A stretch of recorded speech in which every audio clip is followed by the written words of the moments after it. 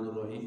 سورہ بقرہ کی آیت نمبر 137 کی تفسیر میں آپ حضرات نے یہ بات سماعت فرمائی کہ اہل سنت والجماعت کا یہ عقیدہ ہے کہ حضرات صحابہ کرام رضوان اللہ علیہم اجمعین معیار حق ہیں۔ اب اس کے ساتھ دوسری بات ہم نے یہ سمجھنی ہے کہ ہمارا اہل سنت والجماعت کا یہ بھی عقیدہ ہے کہ حضرات صحابہ کرام رضوان اللہ علیہم اجمعین ہر قسم کی تنقید سے بالا تر ہیں۔ صحابہ کرام رضوان اللہ علیہم اجمعین پر کسی بھی قسم کی تنقید کرنا جائز نہیں ہے۔ اب یہ جو بات ہے تو اس بات کے ساتھ کچھ لوگوں نے اختلاف کیا اور انہوں نے کہا جی نہیں، حضرات صحابہ کرام رضوان اللہ علیہم اجمعین پر بھی تنقید ہو سکتی ہے۔ اب انہوں نے جب یہ بات کہی تو اس سے ان لوگوں کو بہت فائدہ ہوا کہ جو نعوذ باللہ صحابہ کرام رضوان اللہ علیہم اجمعین کے مخالفین ہیں۔ مثلا مودودی صاحب نے جو اپنی جماعت کا دستور بنایا تھا تو اس میں انہوں نے باقاعدہ یہ بات لکھی تھی کہ رسول خدا صلی اللہ علیہ وسلم کے علاوہ کسی کو بھی تنقید سے بالا تر نہ سمجھے۔ یہ بات انہوں نے باقاعدہ اپنے دستور میں لکھی تھی، اپنے جماعت کے دستور میں، کہ رسول خدا صلی اللہ علیہ وسلم کے علاوہ کسی کو بھی تنقید سے بالا تر نہ سمجھے۔ اس پر ہمارے قائد اہل سنت پیر طریقت حضرت مولانا حسین احمد مدنی رحمۃ اللہ علیہ کے خلیفہ مجاز مولانا قاضی مظہر حسین صاحب رحمۃ اللہ علیہ نے باقاعدہ کتاب لکھی اور اس کا تفصیلی جواب دیا۔ خلاصہ یہ ہے کہ تنقید کا معنی ہوتا ہے کسی کی جانچ پرکھ کرنا، جانچ پڑتال کرنا۔ جیسے محدثین کا ایک اصول ہے کہ جو راوی ہوتے ہیں ان کے بارے میں وہ پوری جانچ پڑتال کرتے ہیں کہ سچا ہے کہ جھوٹا ہے، اس کا حافظہ کیسا ہے، پہلے زمانے میں کیسا تھا، بعد میں کیسا ہوا، مطلب پوری اس کے بارے میں جانچ پرکھ کرتے ہیں۔ تو تنقید کا معنی کیا ہوتا ہے؟ سارے بولے، جانچ پڑتال کرنا کسی کے بارے میں، ہے جی، پوری جانچ پڑتال کرنا۔ تو اب میرے بھائیوں یہ بات سمجھیں کہ تنقید کا معنی جانچ پڑتال کرنا، تو جانچ پڑتال تو اس کی جاتی ہے نا جس کے بارے میں پہلے کسی نے جانچ پڑتال نہ کی ہو، یا کسی انسان نے کی ہو تو اعتماد نہ ہو، یار پتہ نہیں اس نے صحیح کیا یا نہیں کی، تو بندہ اس کے بارے میں جانچ پڑتال کرتا ہے، تنقید کرتا ہے۔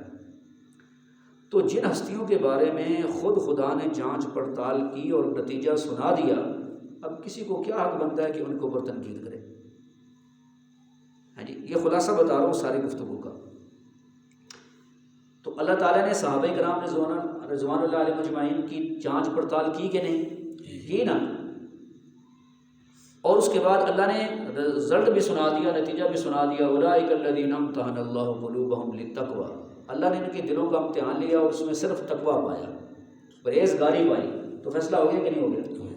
اب یہ فیصلہ ہو گیا، لہٰذا اب کسی کو یہ حق نہیں بنتا کہ وہ صحابہ کرام رضوان اللہ علیہم اجمعین کے اوپر تنقید کرتا پھرے، ان کے اوپر کیچڑ اچھالتا پھرے۔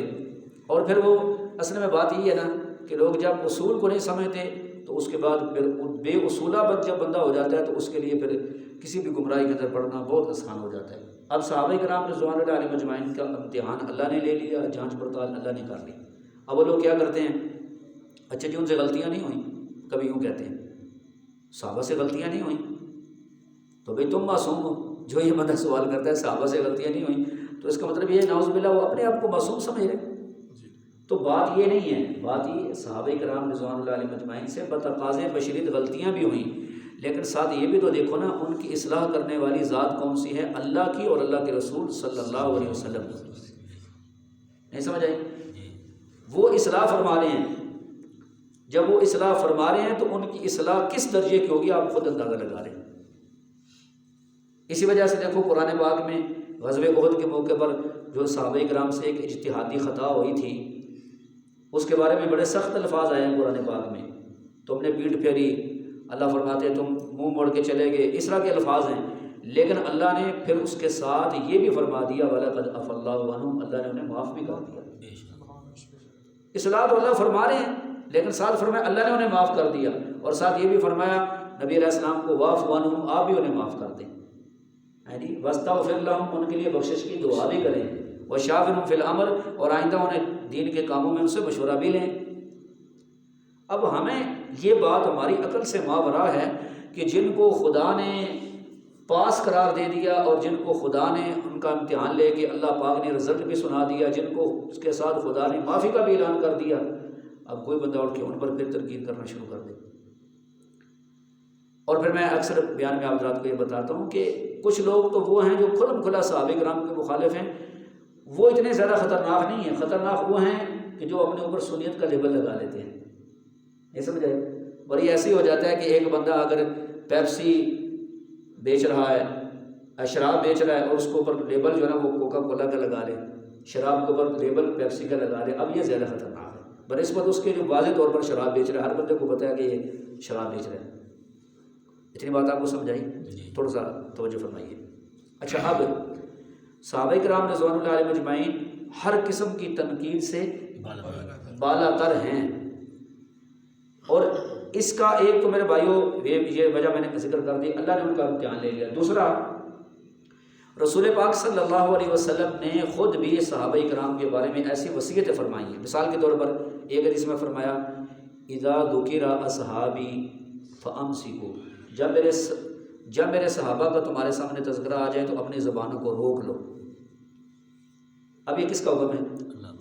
نبی پاک صلی اللہ علیہ وسلم کا، کہ جب میرے صحابہ کا ذکر آئے تو اپنی زبانوں کو روک لو. اور ایک جگہ فرمایا لا تذکروا اصحابی الا بخیر، اگر میرے صحابہ کا ذکر کرنا ہی ہو تو بلائی سے کرنا. کس کے ساتھ کرنا؟ بلائی، خیر کے ساتھ کرنا، بلائی سے کرنا. تو ان لوگوں جو کہتے ہیں تنقید جائز ہے جی، تنقید کرو جی. اور ہر خطبے میں آپ سنتے ہیں، جمعے میں ہر مسجد میں تقریباً یہ حدیث پڑھی جاتی ہے، اللہ اللہ فی اصحابی لا تتخذوهم من بعد غرض. ہر جمعے میں آپ عربی خطبے میں یہ حدیث سنتے ہیں. اس حدیث کا مفہوم یہ ہے کہ حضور علیہ السلام نے فرمایا میں تمہیں اللہ کا واسطہ دیتا ہوں، اللہ کا واسطہ دیتا ہوں کہ میرے بعد میرے صحابہ کو تان و تشنیع کا نشانہ نہ بنانا. میرے بعد اس لیے فرمایا کہ حضور پاک جب دنیا میں تھے تو نبی علیہ السلام خود جواب دے لیتے تھے. کیوں جی؟ تو فرمایا اللہ کا واسطہ، اللہ کا واسطہ میرے صحابہ کو میرے بعد تان و تشنیع کا نشانہ نہ بنانا. آگے کیا ارشاد فرمایا نبی علیہ السلام نے؟ حضور پاک نے فرمایا سب سے بہترین زمانہ میرا ہے، اس کے بعد ان لوگوں کا جو جن کا میرے زمانے کے ساتھ زمانہ ملا ہوا ہے، اس کے بعد ان کا جو اس زمانے سے ملا ہوا ہے. یعنی 3 زمانوں کو حضور پاک نے بہترین زمانہ فرمایا، اپنا زمانہ، صحابہ کا زمانہ، تابعین کا زمانہ. تو جو ہے نا سب حضرات کی. اور پھر آگے فرمایا نبی علیہ السلام نے جس نے صحابہ سے محبت کی اس نے میری وجہ سے صحابہ سے محبت کی، جس نے مجھ سے محبت کی اس نے اللہ کی محبت کی وجہ سے میرے ساتھ محبت کی، اور جس نے صحابہ سے دشمنی کی اس نے میری وجہ سے ان سے دشمنی کی، اور جس نے مجھ سے دشمنی کی اس نے اللہ سے دشمنی کی، اور جس نے اللہ سے دشمنی کی قریب ہے کہ وہ اللہ کی پکڑ میں آ جائے. اب کتنے کھلے کھلے الفاظ ہیں، واضح واضح الفاظ ہیں. تو اس لیے ہمارے اہل سنت والجماعت کا یہ عقیدہ ہے کہ صحابہ کرام رضوان اللہ علیہم اجمعین ہر قسم کی تنقید سے بالاتر ہے. ان کا فیصلہ خدا نے فرما دیا ہے. کس نے فرما دیا؟ اللہ پاک. بولو یار، اللہ تعالیٰ نے ان کا فیصلہ ان کے بارے میں فرما دیا، اور حضور علیہ السلام یہ وصیت فرما کے گئے ہیں. اب اگلی بات، میں نے کہا نا کہ مودودی صاحب نے جو جماعت بنائی تھی تو اس میں انہوں نے اصول لکھا تھا اپنی جماعت کا کہ رسول خدا کے سوا کسی کو بھی تنقید سے بالاتر نہ سمجھو. اور آج وہ لوگ اپنے بیانات میں جو صحابہ کے مخالف ہیں مودودی صاحب کے کھلم کھلا حوالے دیتے ہیں، اپنی کتابوں میں انہوں نے حوالے دیے، تقریروں میں انہوں نے حوالے دیے. تو اس کا کتنا بڑا نقصان ہوا. اور ہمارے علماء نے بھی الحمدللہ اس پر بھرپور انداز میں جواب دیا، اور یہ تمام دلائل جو میں آپ حضرات کی خدمت میں عرض کر رہا ہوں اس کو ذکر کیا. آخری بات عرض کرنے لگا ہوں، پھر انشاءاللہ کچھ اور بھی اشکالات ہیں ان کا بھی جواب آپ کے سامنے آئے گا. اچھا، یہ بھی کہا جاتا ہے وہ جی صحابہ کرام کے آپس میں جنگیں ہوئیں، ان کے آپس میں لڑائیاں ہوئیں. اچھا آپ مجھے بتائیں اللہ کو نہیں پتا تھا ان کی جنگیں ہونی ہیں؟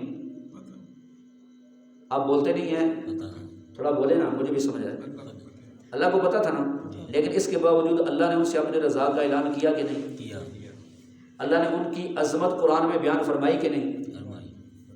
تو بھی اللہ تعالیٰ نعوذ باللہ آج وہ لوگ جو آج کے دور میں صحابہ کرام کی جنگوں کا ذکر کرتے ہیں، ان کی آپس میں مخالفتوں کا، ہم ان سے پوچھنا چاہتے ہیں کہ وہ کیا اللہ تعالیٰ سے وہ زیادہ جانتے ہیں؟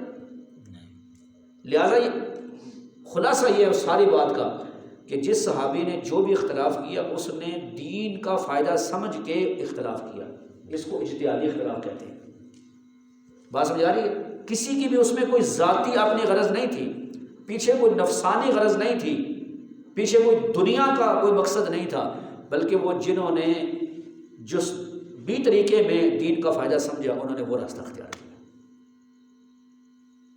تو ایک درخت کی چھاؤں اسی وقت بنتی ہے نا جب اس کی ٹہنیاں مختلف ہوں، اگر ایک کی ٹہنی ہو تو چھاؤں تو نہیں بنے گی نا، اس لیے اس کو ہم مشاجرات صحابہ کہتے ہیں، مشاجرات ٹہنیاں، بات سمجھا رہی ہے؟ صحابہ کے آپس میں جو اختلافات ہوئے اس کو مشاجرات صحابہ کہا جاتا ہے۔ تو ہمارا تو اہل سنت والجماعت کا اس کے بارے میں یہ موقف ہے۔ تو اللہ تعالیٰ ان لوگوں کو بھی ہدایت عطا فرمائے کہ جو باقاعدہ ان چیزوں کو موضوع بنا کے لوگوں کے ذہنوں میں صحابہ کی دشمنی بٹھاتے ہیں۔ تو میرے بھائیوں، اس وجہ سے تو آج کے درس میں گویا آپ نے یہ بات سمجھ لی کہ ہمارے اہل سنت والجماعت کا یہ عقیدہ ہے کہ صحابہ کرام رضوان اللہ علیہم اجمعین ہر قسم کی تنقید سے بالا تر، ان پر کسی قسم کی تنقید جائز نہیں ہے۔ باقی یہ جو ہم کہتے ہیں بھی صحابہ معیار حق ہے، اس پر کچھ لوگوں کی طرف سے اور بھی اعتراضات ہیں، وہ انشاءاللہ کل ان کے جواب دیے جائیں گے۔ اللہ تعالی ہمیں سمجھنے کی اور عمل کی توفیق